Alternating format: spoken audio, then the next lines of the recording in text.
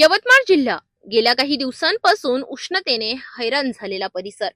पण शुक्रवारी सायंकाळी अचानक हवामानात मोठा बदल झाला. ढग दाटून आले आणि विजांचा कडकडाट सुरू झाला आणि वादळी वाऱ्यासह अवकाळी पावसाने जोरदार हजेरी लावली.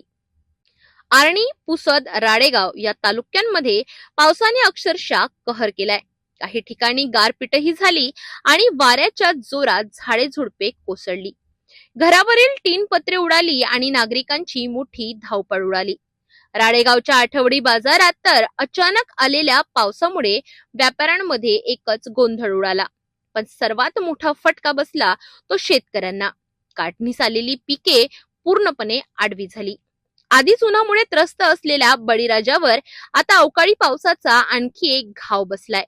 हवामान खात्याने आधीच इशारा दिला होता आणि आता त्याचाच परिणाम जिल्ह्यात दिसून येत आहे. या अवकाळी पावसामुळे शेतकऱ्यांचे मोठे आर्थिक नुकसान झाल्याचा अंदाज व्यक्त केला जातोय. उष्णतेचा तडाखा आणि आता अवकाळीचा मार. बळीराजाचं कंबरडच मोडलं आहे.